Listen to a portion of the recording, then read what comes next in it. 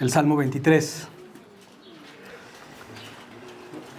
El orgullo o la autosuficiencia, el sentirnos poderosos, el pensar que no necesitamos de nadie, el creernos mejores que todos los demás, etc. Esta forma de pensar ha destruido innumerables relaciones laborales, relaciones de padres e hijos, amistades largas han sido tocadas por el orgullo, matrimonios han sido destruidos. El orgullo fue la causa de la caída del hombre, destruyó la relación perfecta entre Dios y el hombre.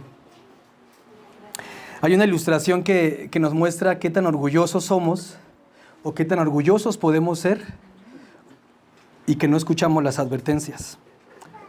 Un oficial robusto de la Administración de Control de Drogas detuvo su auto en la granja de un hombre de edad avanzada y bajó y fue con él y le preguntó al granjero quién era el propietario de ese lugar. El granjero le dijo que él era y le preguntó en qué podía ayudarlo. El oficial le informó que estaba allí para inspeccionar si en su propiedad se plantaban hierbas ilegales. El granjero le dijo: haga su trabajo, yo no tengo nada de qué preocuparme. Luego añadió y señaló con su dedo y le advirtió: pero solamente no atraviese esa cerca de madera. El oficial le informó que estaba allí para inspeccionar. El rostro del oficial se tornó rojo. Él se acercó al granjero, le miró a los ojos y le dijo: escuche, señor, yo soy un agente autorizado por el gobierno federal. Luego metió su mano al bolsillo y sacó su placa. ¿Puede ver mi placa?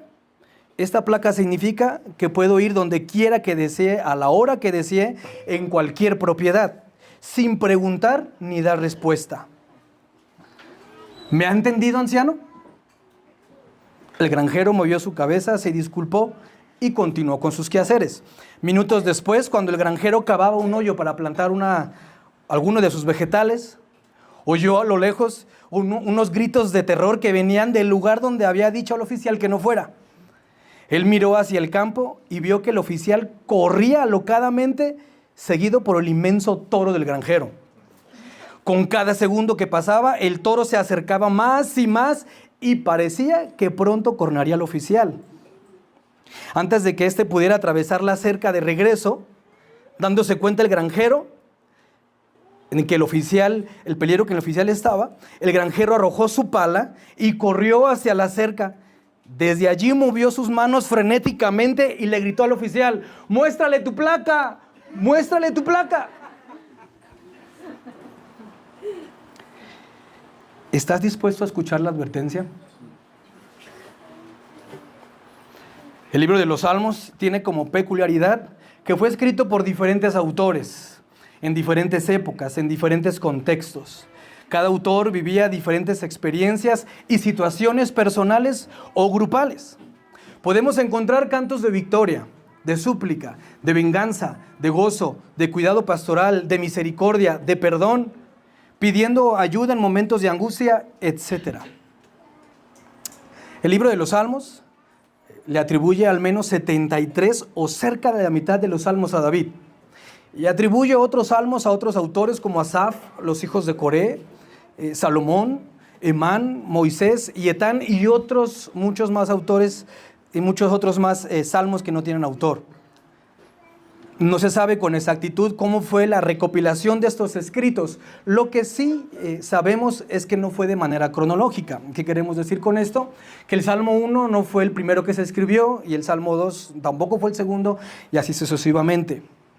De hecho, el salmo más antiguo que se conoce es el Salmo 90, que fue escrito por Moisés, y el salmo más contemporáneo que se tiene registro es el Salmo 126.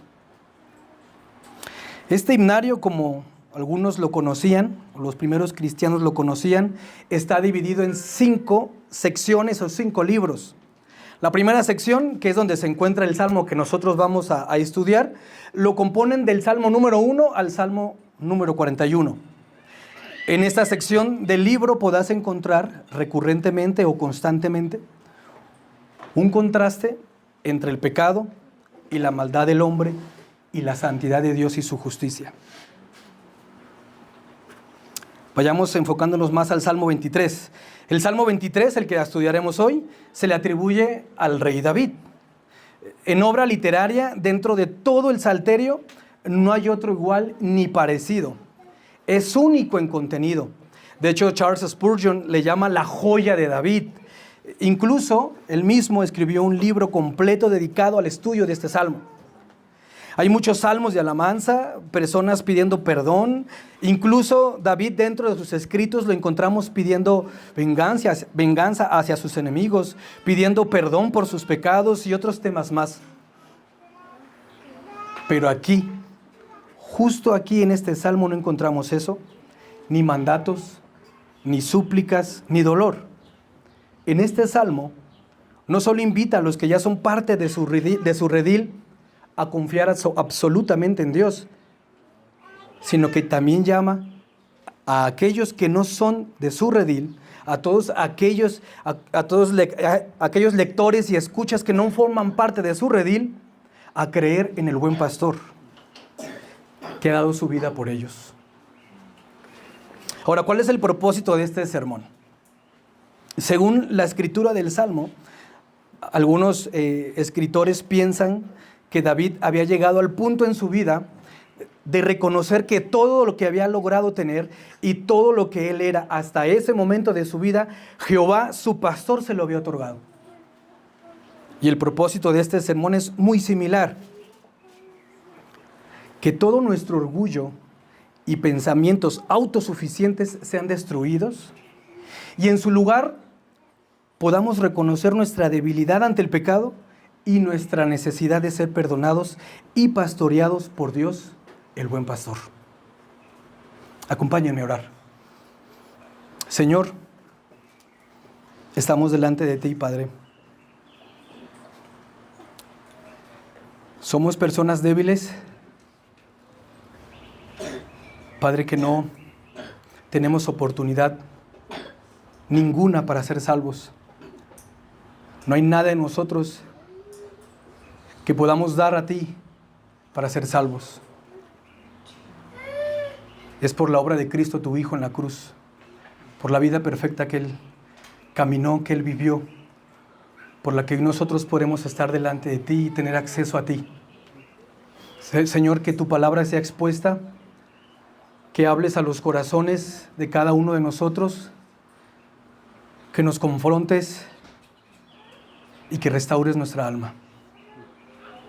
A ti oramos, Señor, en el nombre de Jesús. Amén. Ahora les voy a pedir, por favor, que abran su Biblia ahí en el Salmo 23 y le demos lectura. Yo voy a leer en voz alta y ustedes me siguen, por favor, con su vista.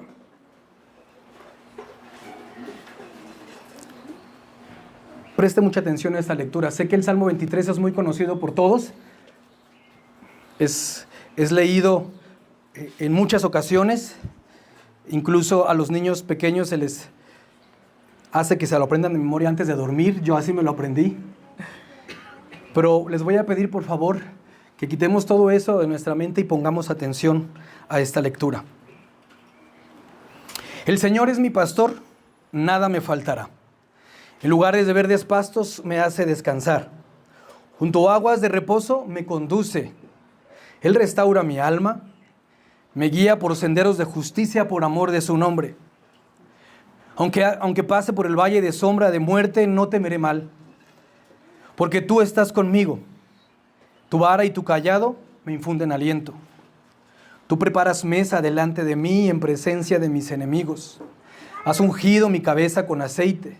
Mi copa está rebosando. Ciertamente, el bien y la misericordia me seguirán todos los días de mi vida. Y en la casa del Señor moraré por largos días. He titulado este sermón, Jehová el buen pastor y el anfitrión por excelencia. Y lo he dividido en dos partes o dos secciones. La primera sección, Dios el buen pastor y proveedor. La segunda sección, un anfitrión excelente. Para comenzar, a simple vista, en la lectura en el Salmo, podemos observar que David utiliza dos figuras que todo judío en la época conocía.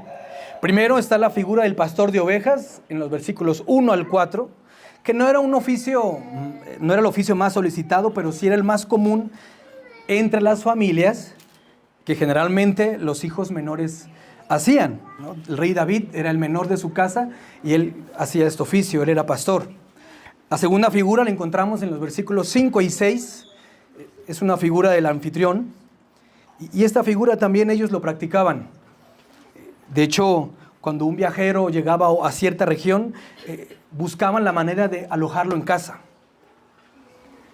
Con esto en mente, ¿qué es lo que podemos observar? ¿Qué es lo que David quiere enseñarnos?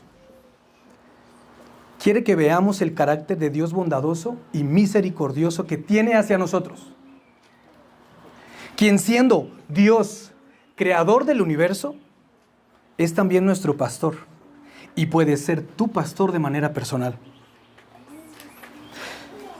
Acompáñame por favor al primer apartado de esta hermoso salmo, o la primera estrofa de este salmo. Dios, el buen pastor y proveedor. Versículos 1 y 4. Acompáñenme a la lectura. De nuevo, el Señor es mi pastor, nada me faltará. En lugares de verdes pastos me hace descansar. Junto a aguas de reposo me conduce. Él restaura mi alma. Me guía por senderos de justicia, por amor de su nombre. Aunque pase por el valle de sombra de muerte, no temeré mal alguno, porque tú estás conmigo. Tu vara y tu cayado me infunden aliento. Ahora, habiendo ya leído el Salmo, voy a pedirles que pongan su dedo ahí en el versículo 1. Ahí es donde David comienza el Salmo con una declaración sumamente rica en contenido. A primera vista simple, pero tan profunda que podríamos pasar varios días estudiando este solo versículo. El Señor es mi pastor, o como lo dice la Reina Valera, Jehová es mi pastor. Jehová, el Señor, o Yahweh, como aparece en el original. Yahweh, este es el nombre de Dios más frecuente en todos los salmos y en todo el Antiguo Testamento. Aparece 6,823 veces este nombre, y en su forma literal, quizás se pronuncie Yahvé o Yahweh, que se deriva estrechamente del verbo en hebreo ser. Esto lo podemos encontrar en el libro de Éxodo, capítulo 3, versículo 14, cuando Dios le da este nombre a Moisés. Yo soy el que soy. Este nombre quiere decir que es activo y autoexistente, eterno en el principio y el fin, nadie como Él. Él es absolutamente inmutable, no cambia, independiente, autónomo. Escucha lo que dice la Declaración de Fe de 1689. El Señor nuestro Dios es Dios único y verdadero, cuya subsistencia está en Él mismo y es del mismo. No depende de nadie ni de nada para existir. Es infinito en ser y perfección, cuya esencia no puede ser comprendida por nadie, sino por Él mismo. Es espíritu purísimo, invisible, sin cuerpo, miembros o pasiones. El único que tiene inmortalidad y que habita en luz inaccesible.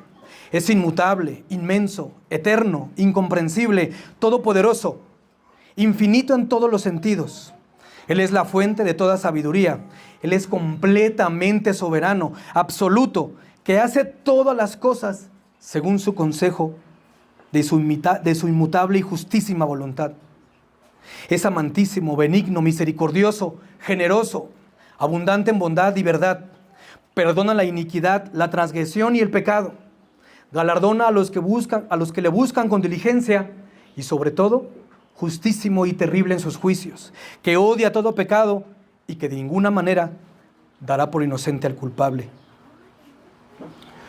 Todas las cosas están desnudas y abiertas a sus ojos. No podemos ocultarle nada. Su conocimiento es infinito, infalible e independiente de toda criatura. De modo que para Él no hay ninguna cosa contingente o incierta. ¿Qué quiere decir? Que no hay nada que lo tome por sorpresa. Es santísimo en todos sus consejos, en todas sus obras y en todos sus mandatos. A Él se le debe portar por parte de los ángeles y de los hombres toda adoración, todo servicio u obediencia que como criaturas deben al Creador. Este es nuestro Dios. Este es Jehová, Yahweh, el Señor. Y David dice, Él es mi pastor. Él es mi pastor. Dice un comentarista contemporáneo, David tiene un propósito al comenzar con el nombre de Dios este salmo. Quiere dejar claro a la audiencia original y a nosotros en quién está puesta toda su confianza y esperanza. No en su poder como rey, no en su riqueza, no en su ejército, sino en Jehová, el Señor. David no solo deja claro quién es su pastor, sino que también hay una certeza de que Jehová es su pastor. No hay duda en esta declaración. Es mi pastor. David no dice, ¿será que es mi pastor? Ni probabilidades. Algún día será mi pastor. No hay envidias. Uy, lo que daría porque fuera mi pastor. No. Él tiene la seguridad de que Jehová es su pastor. Escucha lo que Spurgeon dice sobre esta declaración. Una oveja es un objeto de propiedad, no un animal salvaje. Su propietario le da mucha importancia y con frecuencia se compra a un precio excelente. Es bueno saber con tanta certeza como lo hizo David que pertenecemos al Señor. Hay un noble tono de confianza en esta frase. No hay ni sí, ni pero, ni siquiera eso espero, sino que Él dice, el Señor es mi pastor. La palabra más dulce de toda la oración es el monosílabo mi.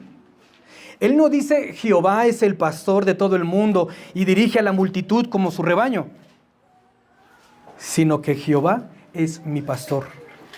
Si Él no fuera pastor de nadie más, Él es un pastor para mí. Él tiene cuidado de mí, Él me protege y Él me preserva. La oración de David no termina aquí. En su mente no solo está Jehová, el Señor del universo como su pastor, sino que Él añade, nada me faltará. O como dice el original, nada quiero o no quiero. En nuestras traducciones encontramos la palabra en futuro, faltará. Pero lo que David tiene en mente no es algo futuro, sino que en el presente, en el hoy, no necesito nada más. David ha llegado a un punto de su vida como rey que lo tenía todo. Pero al mismo tiempo, hubo momentos a lo largo de su vida, a lo largo de su caminar, que deseó tener lo que no era suyo. Y estuvo dispuesto a pecar para obtenerlo. Podemos encontrar varios de estos salmos pidiendo perdón y suplicando que Dios restaure su alma y su corazón insatisfecho. Pero ahora en este salmo él puede decir, Dios, el eterno, el que es desde el principio, hoy y para siempre, es mi pastor. Nada quiero, nada necesito. Un comentarista cita lo siguiente. Las palabras siguientes son una especie de conclusión de la primera afirmación. Son una sentencia positiva. Nada me faltará. Es posible que sufra en otras circunstancias, pero cuando Jehová es mi pastor, Él puede suplir todas mis necesidades. Él ciertamente está dispuesto a hacerlo porque su corazón está lleno de amor y por tanto nada me faltará. No me faltarán cosas temporales. ¿No alimenta Él a los cuervos y hace que crezcan los lirios? ¿Cómo pues puede dejar a sus hijos que perezcan de hambre? No me faltarán cosas espirituales. Sé que su gracia será suficiente para mí.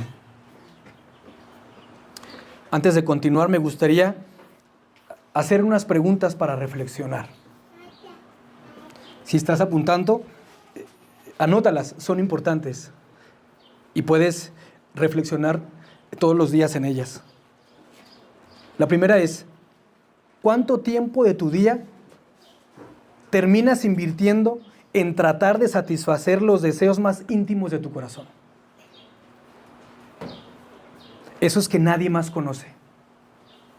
¿Qué tanto estamos dispuestos a hacer por satisfacer esos deseos pecaminosos? ¿Qué tiempo de tu día terminas invirtiendo en tratar de satisfacer los deseos más íntimos de tu corazón? ¿Y qué tanto estás dispuesto a hacer por satisfacer esos deseos pecaminosos? Esos deseos que nadie más conoce, esos deseos íntimos que tienes en tu corazón. David conocía muy bien este oficio. Sabía que las ovejas dependen totalmente de su pastor. Sabe que una oveja no posee nada sin el cuidado desinteresado y amoroso de un pastor. Spurgeon escribe lo siguiente: David sentía que necesitaba un pastor. El corazón de este salmo no se conecta con los autosuficientes, pero aquellos que sienten gradualmente su necesidad, los pobres de espíritu, esos que Jesús describió en el Sermón del Monte, encuentran un gran consuelo en la idea de que Dios puede ser un pastor para ellos en un sentido personal. Esto es interesante. Escucha bien, porque aquí es donde encontramos el sentido de este salmo. Antes de que un hombre pueda decir verdaderamente Jehová es mi pastor y nada necesito, primero debe sentirse una oveja por naturaleza. Porque no puede saber que Dios es su pastor a menos que sienta en sí mismo que tiene la naturaleza de una oveja. Debe de relacionarse con una oveja en su necedad, su dependencia y en naturaleza deformada de su voluntad. No quiero dar un estudio de las ovejas, pero es importante que conozcamos cómo son ellas y el parecido tan cercano que tienen nosotros. Las ovejas de todos los animales del reino animal son las más torpes. No tienen sentido de orientación, se pierden muy fácil, no tienen colmillos, ni cuernos, ni piernas muy rápidas para correr. Al contrario, son esponjositas y pareciera que tuvieran un letrero que dice: ven, cómeme.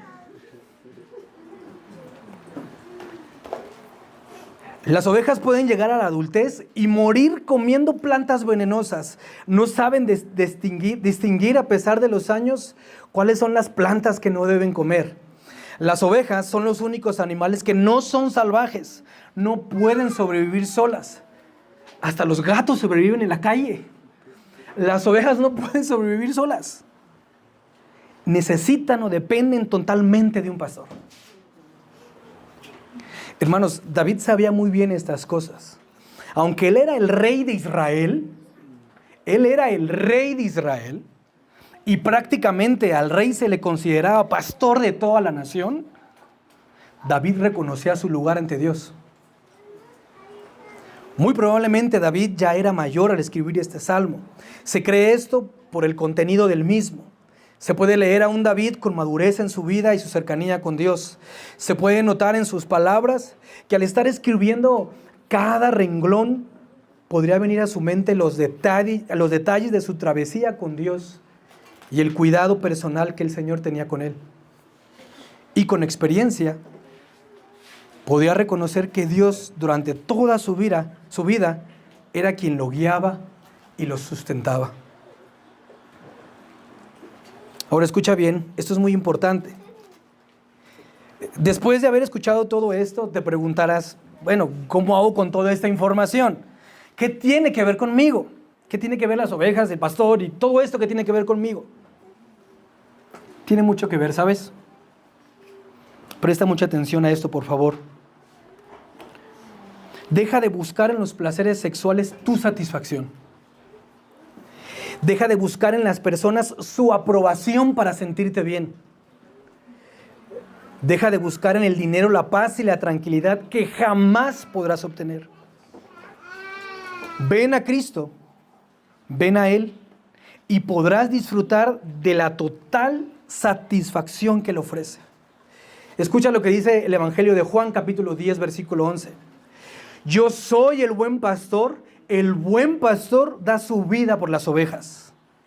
Cristo se declara el buen pastor. En el Nuevo Testamento Él es el Dios, Él es el pastor que dio su vida por ti y por mí. En Él tenemos todo. Ya no busques más. Reconoce tus pecados, deja el orgullo, reconoce tu vulnerabilidad, arrepiéntete y confía en Él. Confía en Él como tu Salvador y Él cambiará tus deseos y entonces podrás decir como David: lo tengo todo, no quiero nada. Qué buena noticia, ¿cierto? Qué bueno es escuchar que en medio de tanta incertidumbre podemos encontrar descanso para nuestra alma. Y precisamente nos hablan los siguientes versículos de esto. Acompáñenme, por favor. En lugares de verdes pastos me hace descansar, junto a aguas de reposo me conduce. Él restaura mi alma, me guía por senderos de justicia por amor de su nombre. Aunque pase por el valle de sombra de muerte, no temeré mal. No temeré mal alguno porque tú estás conmigo. Tu vara y tu cayado me infunden aliento.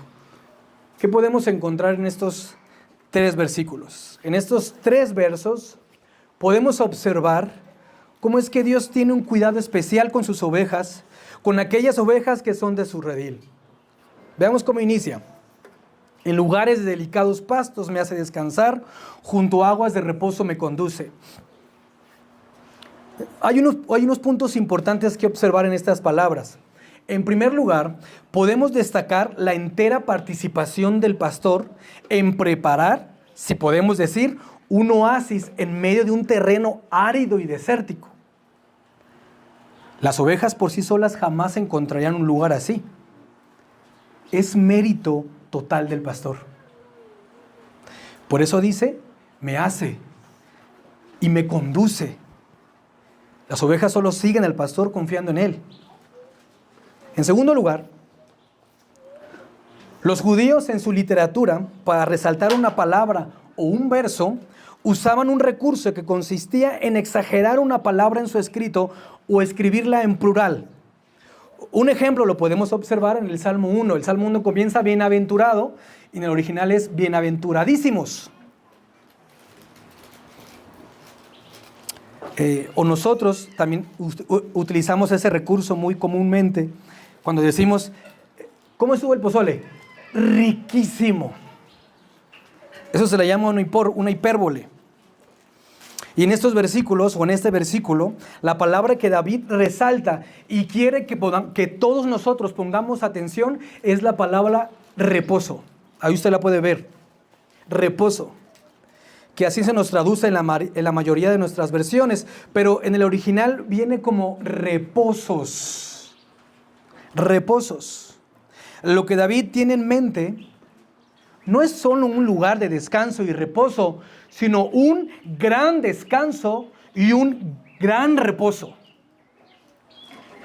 Se dice que los pastores en tierras tan áridas y desérticas como Jerusalén solían preparar con anticipación lugares como estos con tierno pasto y fresco pasto.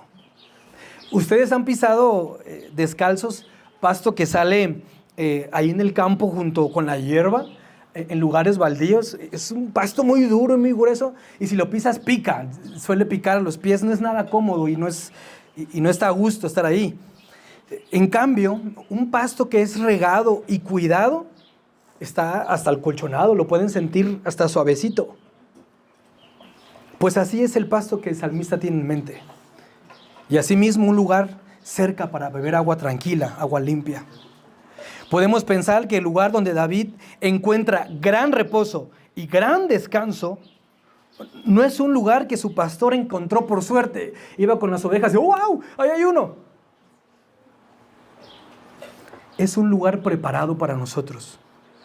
Un lugar donde puedes descansar. Escucha lo que dice Phil Keller en su libro Un pastor ve el Salmo 23. Este hombre que escribe este libro fue pastor de ovejas. Él fue su oficio por muchos años y escribió este libro sobre el Salmo 23 desde su perspectiva como pastor. Y él dice y escribe estas palabras: que las ovejas no se acuestan fácilmente. Las ovejas no se acuestan fácilmente y no lo harán a menos que se cumplan 4 cosas o 4 condiciones. Debido a que son muy tímidas, no se acostarán si tienen miedo. Debido a que son animales muy sociales, no se acostarán si hay fricción entre ellas. Si las ovejas o los parásitos las molestan, no se acostarán. Finalmente, si las ovejas están ansiosas por la comida o tienen hambre, no se acostarán.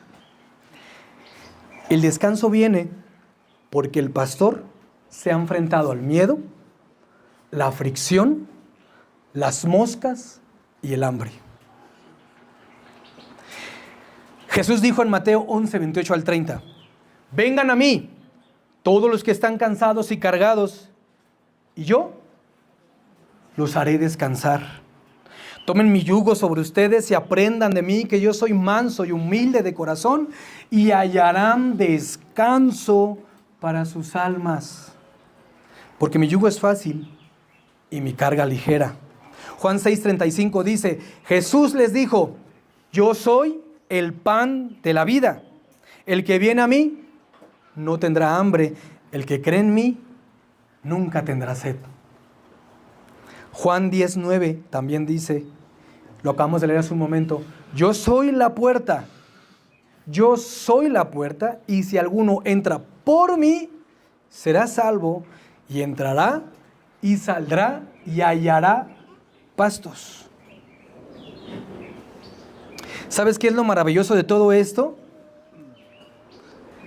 Jesús no solo es el pastor de las ovejas, que ya lo vimos hace un momento. Jesús es el lugar que se ha preparado para nosotros y para ti. Él es este lugar de pastos verdes y aguas de reposo. Él es el gran descanso para nuestras almas. Él es la comida y el agua que necesitamos. Por eso, David declara con toda certeza, nada me falta. Porque en Cristo tenemos todo. En Cristo tienes todo. Esto nos lleva a los siguientes versículos. Él restaura mi alma, me guía por senderos de justicia, por amor de su nombre. Aunque pase por el valle de sombra de muerte, no temeré mal alguno, porque tú estás conmigo. Tu vara y tu cayado me infunden aliento. Es ahí, en ese lugar de gran reposo y gran descanso, que nuestra alma es restaurada. No está hablando sobre un futuro, sino que habla, como en todo el Salmo, de un presente continuo. Dice el verso 1, Jehová me pastorea, Él me conduce, Él me hace, y ahora Él restaura mi alma. ¿Qué quiere decir restaurar? Matthew Henry comenta sobre esto y dice, en hebreo, la palabra tiene un sentido de traerla hacia atrás, regresarla, restaurarla, reconducirla, bien sea de sus errores o descarríos, o de nuevo al cuerpo del cual se estaba alejando. Y al ir desfalleciendo poco a poco, Él me revive y me alienta. Este es algo que continuamente pasa. Toda oveja necesita ser traída de vuelta al rebaño o al grupo. Es muy común que las ovejas pierdan el rebaño porque dejan de oír la voz del pastor y dejan de verlo. Y esto conlleva tomar otro camino, desviarse y muy probablemente caer en un hoyo o atorarse en una enredadera y así exponerse abiertamente a los depredadores. Si a estas ovejas no los libera el pastor, mueren por hambre o devoradas. Dependen del pastor. El pastor deja todo el rebaño, vuelve por ella, la saca del hoyo, la pone en sus 4 patas y la regresa al redil. Esta es la imagen que David tiene en mente cuando habla de restaurar. Ponernos de nuevo en el camino. David conocía muy bien este tema. Él mismo tuvo que ser traído de nuevo al redil por los pecados que él cometía. El Salmo 51 es un ejemplo de eso. Encontramos a un David reconociendo su pecado y al mismo tiempo siendo restaurado. Y esa es también la misma imagen de nosotros como ovejas. La Escritura no nos habla de una vida perfecta del creyente.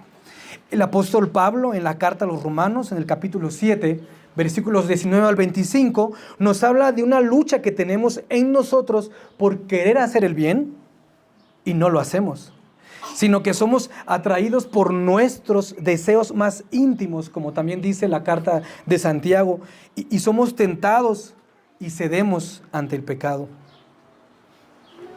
Pero, hay un pero. Si bien esto es cierto, también la Escritura dice, y nos alienta en la carta de primera de Juan capítulo 2, dice lo siguiente: hijitos míos, les escribo estas cosas para que no pequen. Y si alguno peca, tenemos abogado para con el Padre. ¿A quién? A Jesucristo el justo. Él mismo es la propiciación por nuestros pecados, y no solo por los nuestros, sino también por los del mundo entero. Qué hermosas palabras de aliento, ¿no? Qué hermosas palabras de aliento para todos nosotros. Qué aliento saber que no importa lo que hiciste ayer.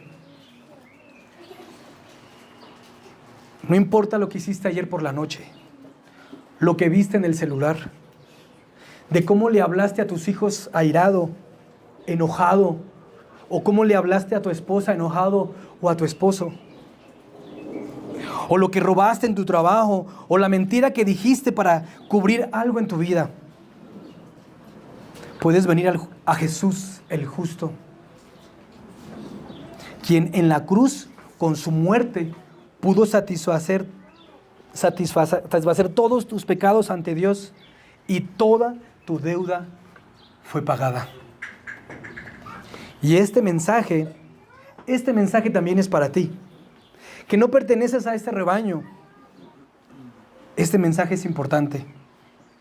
Por eso no nos cansamos de repetirlo.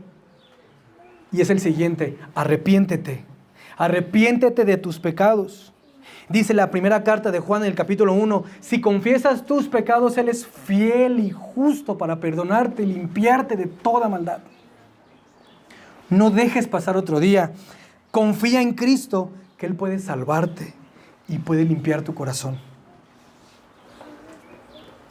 La senda de justicia ya fue trazada por Cristo. Incluso Él es el camino que nos lleva al Padre. El Evangelio de Juan, capítulo 14, versículo 6 dice: yo soy el camino, la verdad y la vida. Nadie viene al Padre sino por mí. Y aunque pase por el valle de sombra de muerte, no temeré mal alguno, porque tú estás conmigo. Tu vara y tu cayado me infunden aliento. Si bien es cierto que Jehová nos pastorea y nos lleva y nos conduce por verdes pastos y nos lleva a aguas tranquilas donde podemos ser restaurados y confortados, también es verdad que pasaremos por valle de sombra de muerte. La oscuridad, dice un comentarista, siempre es de temer, pero la oscuridad que acompaña a la sombra de muerte es la más temible. David describe aquí la peor situación posible y la contrasta con la fe más firme. Nadie desea pasar por momentos así. A nadie le gusta pasar por situaciones en las que incluso está peligro nuestra vida. Momentos de pérdida de un ser querido, de noticias inesperadas como una enfermedad grave. Momentos en los que nos preguntamos: ¿por qué paso por esto? ¿Por qué estoy pasando por esta situación? Nadie quiere estar ahí. Incluso David escribe varios salmos en esta situación. Por dar un ejemplo, el Salmo 13 lo puede leer en su casa. Los primeros 4 versículos, David expone su corazón lleno de aflicción. Pero termina el Salmo en alabanza por la misericordia y la salvación del Señor. Es vital para la oveja no quitar su mirada del pastor cuando vienen bajando por las praderas hacia su hogar. Dice un comentarista que en invierno esos valles suelen ser muy tenebrosos y muy peligrosos. Y las ovejas suelen perderse y suelen caerse por no seguir la voz del pastor y quitar su mirada de él. Entonces es vital para una oveja no quitar su mirada del pastor cuando vienen bajando por esas praderas y van hacia su hogar y pasan por valles oscuros. La oveja solo tiene que mirar al pastor y confiar en él. No sé si ustedes han visto videos de rebaños de ovejas y van todas pegaditas, no se separan, parecen como, no sé, como esos pececitos en el mar que son muchos y no se mueven. Así parecen las ovejas, van a donde mismo, van oyendo la voz del pastor, el pastor va silbando o va hablándoles, ellas van escuchando y no se separan de ahí. Si no lo ha visto, busquen en internet y es muy curioso verlas así. Para muchas personas, los conflictos y los problemas parecen tan abrumadores que es difícil ver la mañana con esperanza. Han pasado por eso, han pasado momentos tan difíciles que dicen, no sé si voy a amanecer, estoy tan preocupado y no sé qué va a pasar mañana. Las circunstancias de la vida muchas veces nos alejan física o efectivamente de nuestras familias y amigos y nos sentimos solos y desamparados, precisamente como bajo una sombra, una gran sombra que nos envuelve. Pero hay una buena noticia. Hay una buena noticia dentro de todo esto. Dentro del plan redentor de Dios, Jesús vino a experimentar la oscuridad profunda y el desamparo que tú y yo nunca experimentaremos. Él llevó sobre sí mismo la descarga de la justa ira de Dios su Padre cuando exclamó ahí en Marcos 15:34, Dios mío, ¿por qué me has desamparado?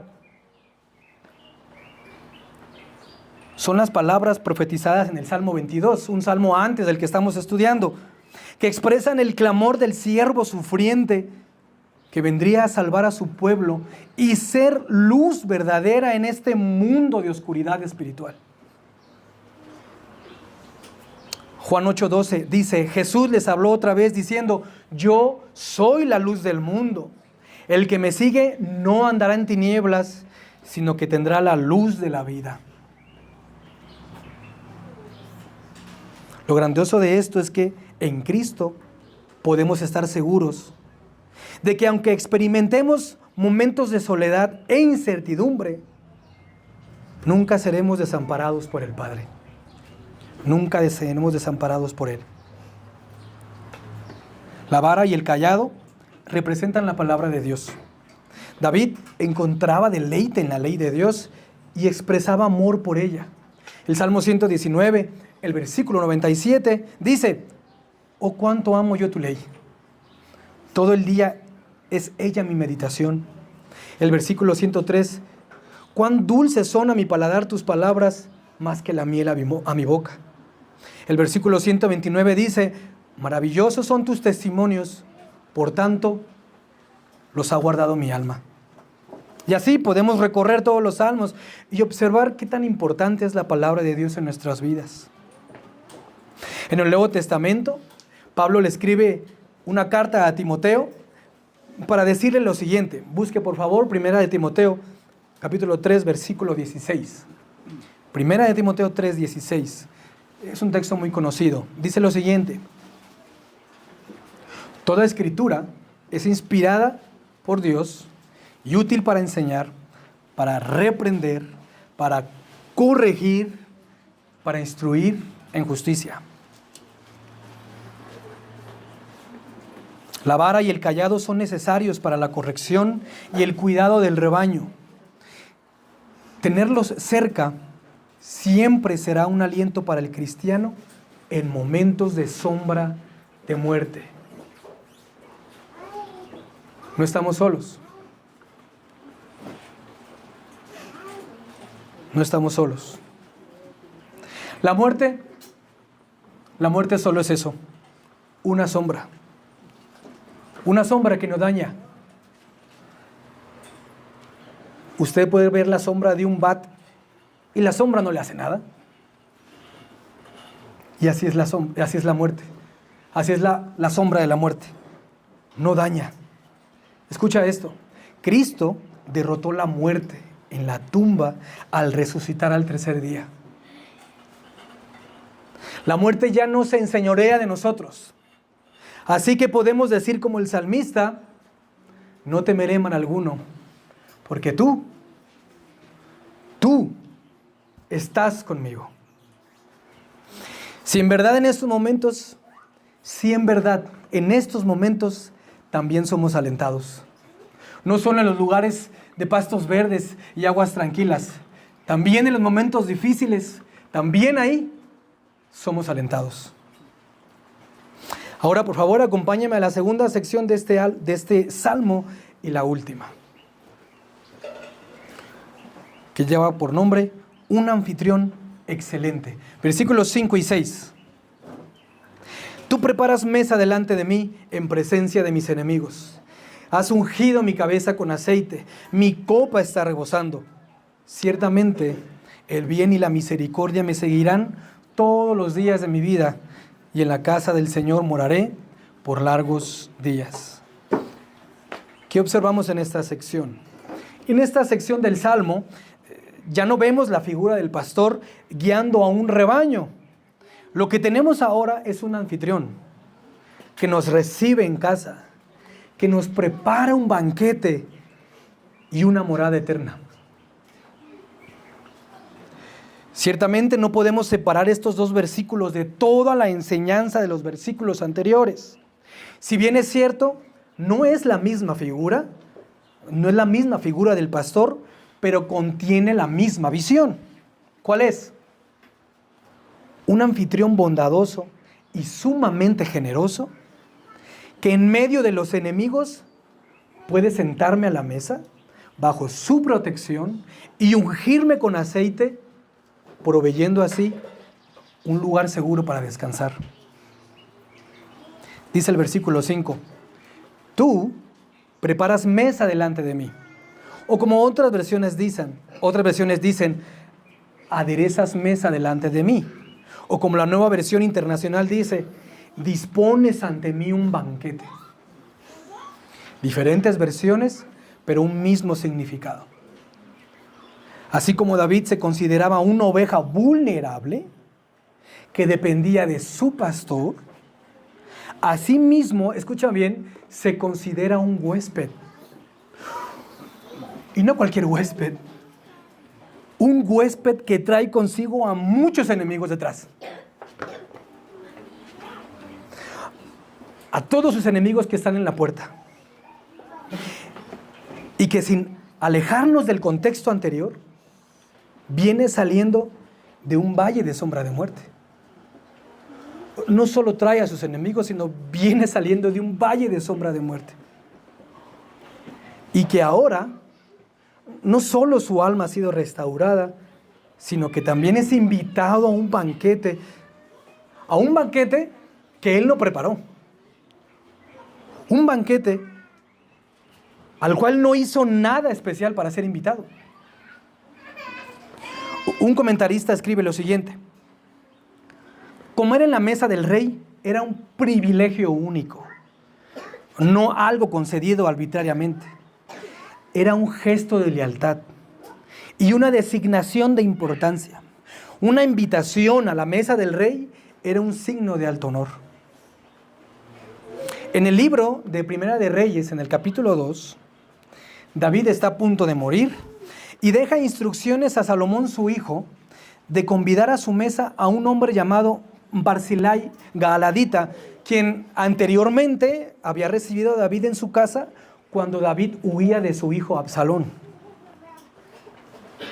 Bueno, en este caso David devuelve el favor a este hombre invitándolo a su mesa. Pero ¿David hacía con Dios? David sabía que no merecía ningún favor de Dios, pero aún así era convidado a su casa. Era invitado a su mesa. Era considerado un huésped importante.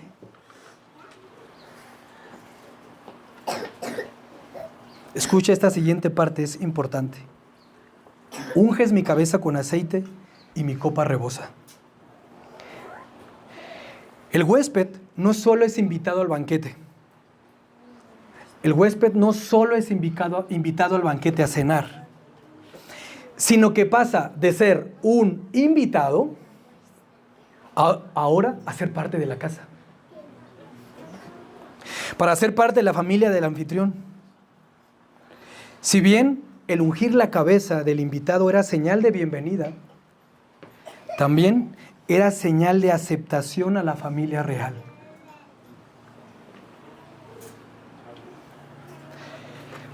La siguiente historia que voy a narrarles traerá más claridad a donde quiero llegar. Esta es la historia que se narra en el segundo libro de Samuel, capítulo 9. David, después de largas luchas por el trono contra la familia de Saúl, es finalmente declarado rey de todo Israel. Y aquí viene lo interesante. El rey David averiguó si había alguien de la familia de Saúl a quien pudiera beneficiar en memoria de Jonatán, su amigo, hijo de Saúl. Y precisamente, aún vivía un hijo de Jonatán llamado Mefiboset, quien estaba lisiado o estaba dañado de sus dos pies, a quien seguramente le esperaba un futuro terrible. David, movido en misericordia, lo manda a llamar. Y Mefiboset, con rostro en tierra y con temor seguramente, se pone a sus órdenes. David le dice: no tengas temor. En memoria de tu padre he decidido beneficiarte. Todo lo que le pertenecía a tu abuelo será tuyo. Y no solo eso. No solo voy a devolverte todo lo que era de tu abuelo, sino que vendrás a mi mesa y cenarás aquí conmigo para siempre.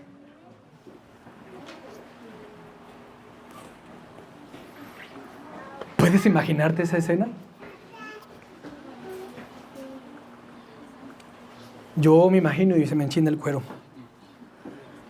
Mefiboset, quien yo podía pensar que creía que iba a morir, porque David había librado batallas con toda su familia y se usaba que el rey que entraba al trono destruía a toda la familia anterior para que no quedara rastro de ninguna herencia o sangre posible del anterior rey. Mefiboset, seguro con temor, iba a enfrentarse cara a cara a David. Y al escuchar estas palabras de David: no tengas miedo, no temas. Voy a devolverte todo y además vas a cenar en mi mesa. ¿Yo? ¿Bendecido por el rey? Ahora vienen las palabras de Mefiboset. Escucha. ¿Y quién es este su siervo suyo para que su majestad se fije en él?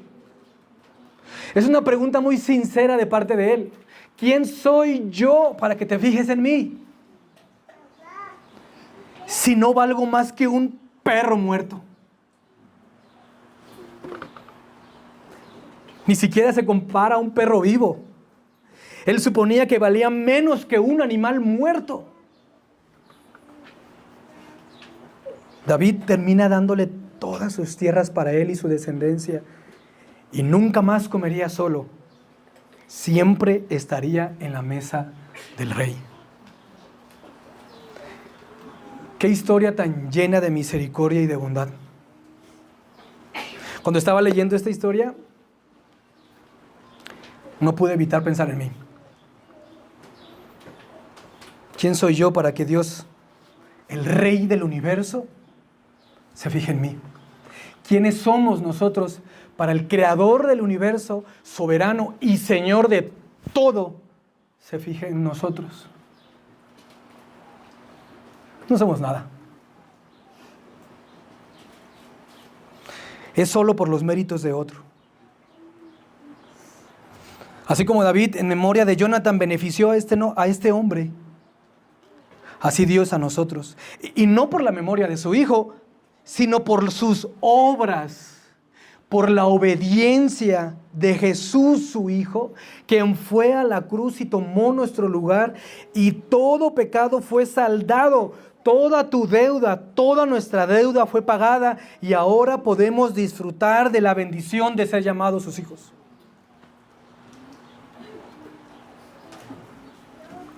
No es por nada que nosotros hayamos hecho. Mefiboset no había hecho absolutamente nada. Es más, yo creo que se estaba escondiendo de David. No tenía ninguna intención de acercarse a Dios. A David. No había ninguna intención de buscarle y pedirle que le diera sus tierras. Jamás. Él buscaba esconderse de David. Nosotros estamos en la misma condición. No nos queremos acercar a Dios. Somos totalmente culpables, aborrecedores de Jesús su Hijo. Pero Él con amor y misericordia te dice, no temas. No temas. Todo lo que es mi Hijo, todo lo que es de Él, también es tuyo. Donde Él esté, tú estás también. Esto nos lleva al final del Salmo. Ciertamente el bien y la misericordia me seguirán todos los días de mi vida, y en la casa del Señor moraré por largos días. Al final del Salmo, David escribe con la misma certeza que comienza el Salmo, al decir que Jehová es su pastor. Con esa misma certeza termina afirmando que el bien y la misericordia estarán, como dice en el original, estarán detrás de mí todos los días. Y no solo eso, hay una morada eterna y nos espera para siempre. Dice un comentarista que el bien y la misericordia siempre estarán como guardianes detrás nuestro, llevándonos siempre hacia el pastor.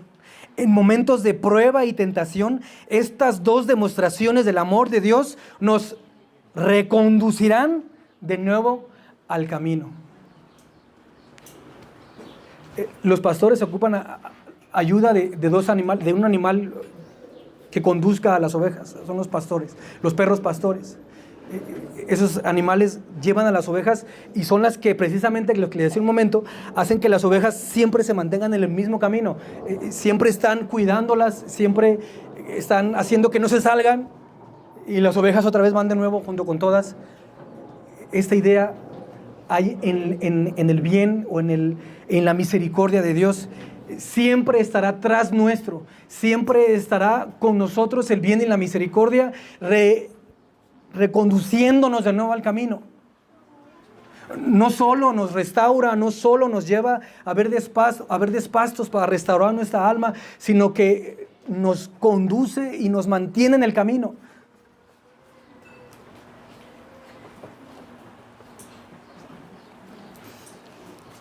Con tierno amor, Dios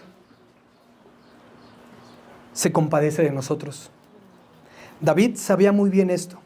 Muchas ocasiones su vida estuvo en peligro, pero Dios siempre estuvo a su lado. En el Evangelio de Mateo, capítulo 9, versículo 36, nos dice Jesús que tuvo compasión por la multitud, porque estaban angustiadas y abatidas como ovejas que no tienen pastor. Qué bondadoso es Dios, que sin importar cuántas veces pequemos y cuántas veces nos desviemos del redil, dice la Escritura en el libro de Lamentaciones, que las misericordias del Señor jamás terminan, pues nunca fallan sus bondades. Esto es lo más especial, nuevas son cada mañana. Grande es tu fidelidad. Y en la casa del Señor moraré por largos días. MacArthur en su comentario dice lo siguiente: aquí hay algunas dudas acerca de la forma en el texto hebreo. ¿Se debe traducir como volveré o como moraré? Se tome como se tome, David espera, por la gracia de su Señor, oportunidades continuas de íntima comunión con Él. David anhelaba tener comunión constante con su Dios. Él sabía que la presencia de Dios moraba en el templo. Por eso él tenía la certeza de que vivir en el templo significaba el acceso constante a la presencia inmediata de Dios en el santuario. Ahora, nosotros no necesitamos vivir aquí todos los días de la semana. Ahora nosotros ya no necesitamos vivir aquí todos los días de la semana para tener acceso a la presencia de Dios. Escucha, gracias al sacrificio perfecto de Cristo, el velo se rompió. El velo del templo que separaba el lugar santísimo del resto del tabernáculo se rompió cuando Cristo fue a la cruz y murió por ti y por mí. Y ahora cualquier persona puede acceder a Dios libremente y confiadamente. La carta a los Hebreos capítulo 4 nos habla de esto. Por tanto, teniendo un gran sumo sacerdote que traspasó los cielos, Jesús, el Hijo de Dios, retengamos nuestra profesión, porque no tenemos un sumo sacerdote que no pueda compadecerse de nuestras debilidades. Está hablando de Jesús, sino uno que fue tentado en todo según nuestra semejanza, pero sin pecado. Acerquémonos pues confiadamente al trono de la gracia para alcanzar misericordia y hallar gracia para el oportuno socorro. Hemos escuchado del cuidado del pastor, el cuidado pastoral que Dios tiene de nosotros por medio de Jesucristo. Escuchamos que Jesús es el buen pastor que dio su vida por nosotros y que Él mismo es el lugar de reposo para nuestras almas y que Él restaura nuestros corazones y que nos acompaña en momentos más oscuros de nuestra vida, trayendo luz y salvación. Y además que desde hoy podemos disfrutar de su presencia y con gozo esperar las moradas eternas. Ya para terminar, quiero decirte algo a ti que nos visitas por primera vez y que nunca habías escuchado esto, o para ti que ya tienes tiempo en la comunidad evangélica, o que tú que nos visitas regularmente, pero aún no has puesto tu fe en Cristo. No niegues más este mensaje de amor y de salvación que Dios tiene para ti. No niegues más este mensaje. Dice la Escritura, si oyeres hoy su voz, no endurezcan sus corazones. Ven a Cristo. Confía en Él como tu Salvador. Arrepiéntete de tus pecados y disfrutarás como nunca de la presencia de Dios en tu vida. Dios, Señor y soberano Rey, Creador de todo el universo, reconocemos nuestra posición humana. Reconocemos que el orgullo se adueña de nuestros pensamientos y de nuestro corazón y provoca que nos sintamos mejor que todos, incluso que lleguemos a pensar que no necesitamos de ti. Pero es ahí, Padre, donde tenemos que reconocer que no somos nada, Señor. Que somos como este pobre hombre de Mefiboset, lisiados, muertos a nuestros pecados. Que en vez de correr hacia ti, corremos hacia el otro lado, a escondernos. El pecado nos hace separarnos de ti, nos hace escondernos de ti. Pero tú, Señor, con misericordia y con bondad, nos hablas a nuestro corazón. A través del Espíritu Santo nos puedes redarguir de nuestros pecados. Podemos reconocer que somos pecadores y necesitamos de un Salvador. Que así sea, Padre. Que así sea. Que todo orgullo sea derrumbado y que en su lugar confiemos en ti. Alabado seas, Padre. En el nombre de Jesús, tu Hijo, quien murió en la cruz por nosotros, oramos. Amén.